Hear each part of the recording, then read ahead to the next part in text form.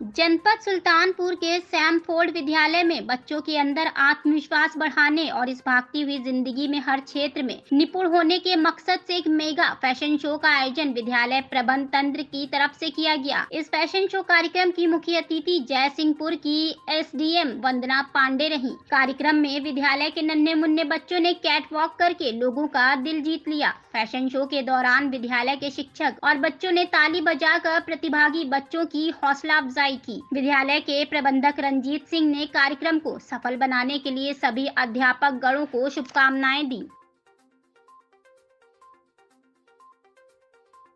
परिवार में आए, आपको सूचित किया जाता है कि आज हम अपने विद्यालय में जो फैशन शो का आयोजन कर रहे हैं, इसमें हमारे मुख्य अतिथि माननीय एसडीएम जयसिंहपुर वंदना पांडे जी थी। जैसा कि अभी आपने देखा, उन्होंने बहुत ही अच्छे अपने मधुर शब्दों से, इतनी ओजफुल शैली से और इतने प्रभावी ढंग से बच्चों को जीवन जीने का तरीका बताया। वास्तव में फैशन शो का यही हमारा अभिप्राय था।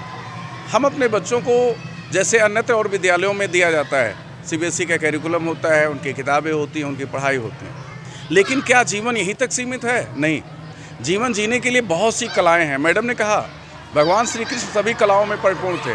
हम भी प्रयास करते हैं विद्यालय में एक ऐसा प्लेटफॉर्म दें जिससे बच्चे हर प्रकार की विधा में पारंगत हो जाएं।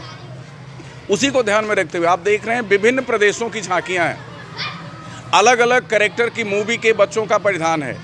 इससे हम ये बताने का प्रयास कर रहे हैं कि हम सुल्तानपुर में रहते हुए भी सुदूर भारत में क्या हो रहा है, वहाँ के क्या संस्कार है, वहाँ के क्या कल्चर हैं, उनसे हम अपने बच्चों को सिर्फ किताबी कीड़ा बनाकर अवगत नहीं करा रहे हैं, उनको आत्मसात करा रहे हैं।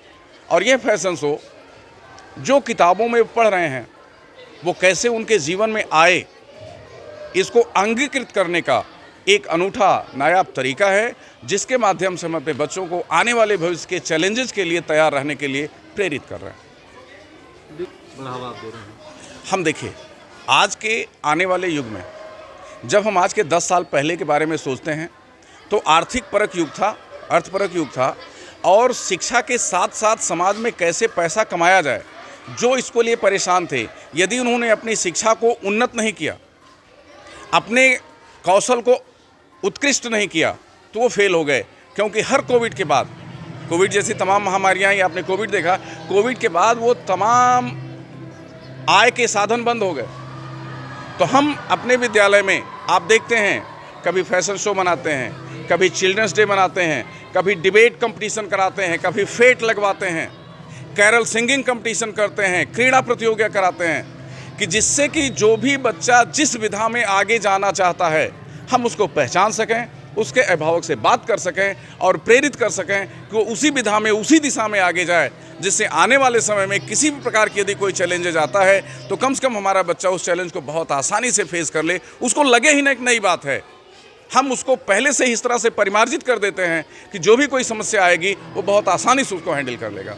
हम वालों का, हमारे प्रबंधक माननीय श्री रंजीत सिंह का सिर्फ एक मोटिव है, हम सुल्तानपुर के लोगों को वह शिक्षा दें जो सुदूर शहरों में है, वहाँ के अच्छे परिवार के बच्चों को मिल रही है, लेकिन हमारा गरीब सुल्तानपुर का बच्चा भी उस शिक्षा से वंचित ना हो। सिर्फ एक उद्देश्य सैमफोर्ड का है।